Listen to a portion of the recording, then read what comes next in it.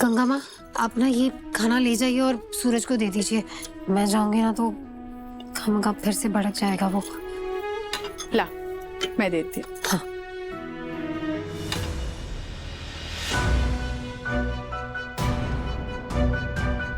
क्या हुआ? जाने दे मुझे। मैं आप दोनों को इतना बड़ा ब्लंडर नहीं करने दे सकती।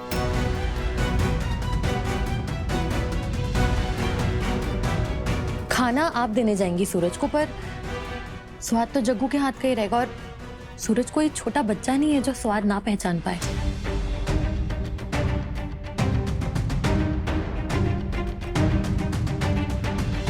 बात तो तेरी सही है, पर अभी सूरज को दवाई देने का समय हो रहा है। अब अगर नए सिरे से खाना बनाएंगे तो बहुत देर हो जाएगी। इसीलिए मैंने खाना पहले ही बना दिया था।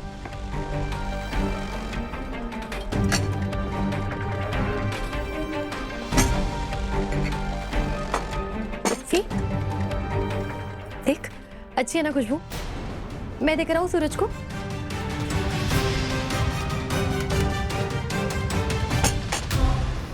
क्या बात है सपना, बस इसी तरह लगी रहे और मेरा भी फुल ऑन एंटरटेनमेंट होता रहेगा। अब मेरा कंसर्न सिर्फ सूरज की भलाई है, बाकी आप दोनों को जो ठीक लगे।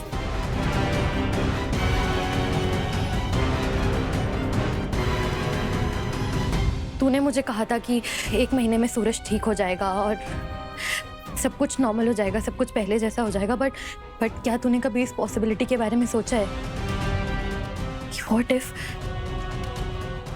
इफ सूरज कभी ठीक हुआ ही नहीं? व्हाट इफ उसकी मेमोरी कभी वापस आई ही नहीं? तो क्या जिंदगी भर तू आकाश की वाइफ और मैं सूरज की वाइफ बन के रहूंगी? अगर मेरे पति की याददाश्त वापस नहीं आई तो क्या तू रेडी है जिंदगी भर उसकी बीवी बन के रहने के लिए? जग्गू, मैं चकू, मुझे लगता है कि सपना को हमें जाने देना चाहिए। अगर सच में सूरज ने तेरे हाथ का बना खाना पहचान लिया तो बेबात की उसकी तबीयत बिगड़ जाएगी। सब कुछ जानते हुए भी जोखिम क्यों लेना?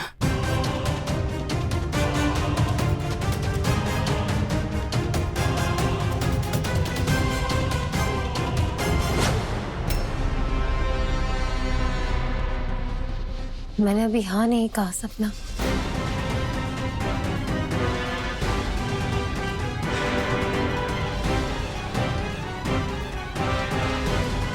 जो स्वाद का सवाल तेरे मन में आया था वो मेरे मन में भी आया था और इसीलिए मैंने खाने की पूरी रेसिपी ही बदल दी। अब क्योंकि खाने की रेसिपी बदल गई है, उसका स्वाद भी बदल गया है, तो सूरज का स्वाद पकड़ पाना कोई चांस ही नहीं है इसका।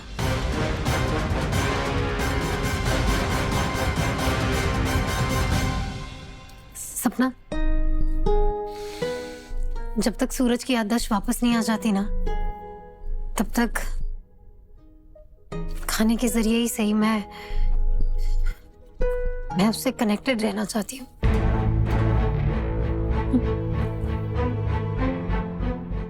और तेरी ये खिचड़ी तो टेंशन मत ले, ये वेस्ट नहीं जाएगी, मैं खाऊंगी। ये सपना भी ना, जहाँ पे फटना होता है वहां पे फुस क्यों हो जाती है? बचपन से मेरे साथ रही है, इतना कुछ सिखाया मैंने, लेकिन कुछ नहीं सीखा इसने। पर कोई बात नहीं, मैं भी इतनी आसानी से हार नहीं मानूंगी। पूरी ट्रेनिंग दूंगी तुझे सूरज और जागृति को अलग करने की।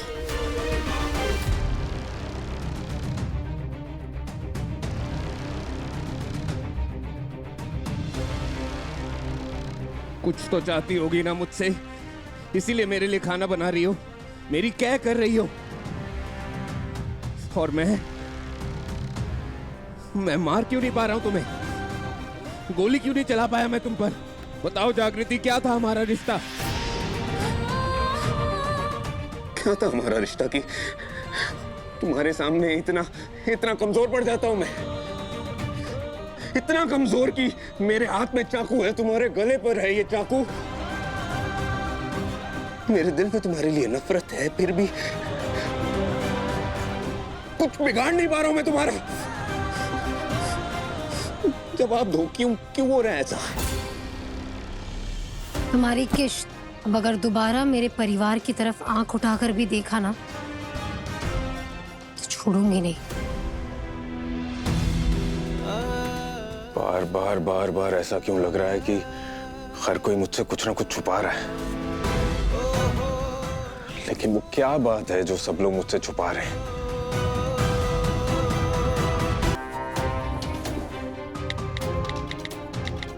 घुंगरू यार, मैं कब से तुझे मैसेज कर रहा हूं, तू रिप्लाई क्यों नहीं कर रहा है? मुझे अर्जेंट बात करनी है तुझसे। मैं ना जल्दी से गरम गरम रोटियां बेल देती हूँ। सूरज के लिए गरम गरम रोटियां ले जाना, ये तो ठंडी हो गई।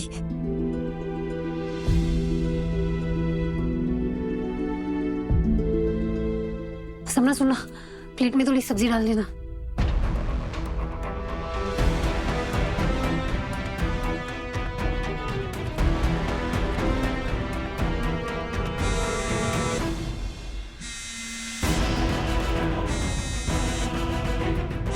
जग्गू, सूरज का वीडियो कॉल आ रहा है।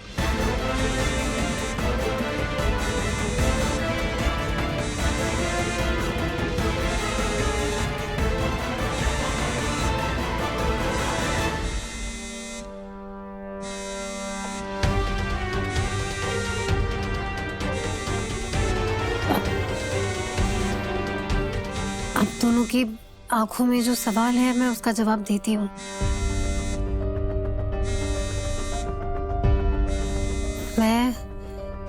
मैं सूरज से घुंघरू बन के बात कर रही हूँ।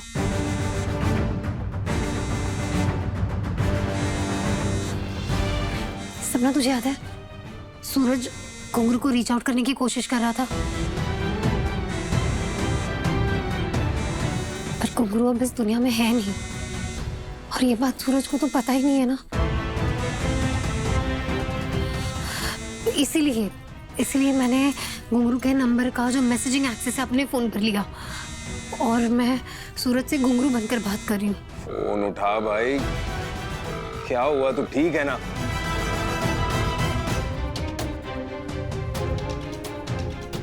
घुंघरू मेरे मैसेजेस का रिप्लाई नहीं कर रहा है, मेरा कॉल नहीं उठा रहा है। वो ठीक तो है ना? किसी प्रॉब्लम में तो नहीं है? वरना ऐसा नहीं हो सकता है वो मेरे मैसेजेस और कॉल को इग्नोर करे। तुझे पता है वो ना घुंघरू के सामने अपना दिल हल्का कर पाता है। उसके मन में जितने भी सवाल है घुंघरू से पूछ पाता है वो। और अब वो उससे वीडियो कॉल पे बात करना चाहता है। मुझे समझ ही नहीं रहा कि मैं क्या करूं, कैसे, मतलब। बेटा, तो फोन उठाएगी तो सूरज को सच पता चल जाएगा।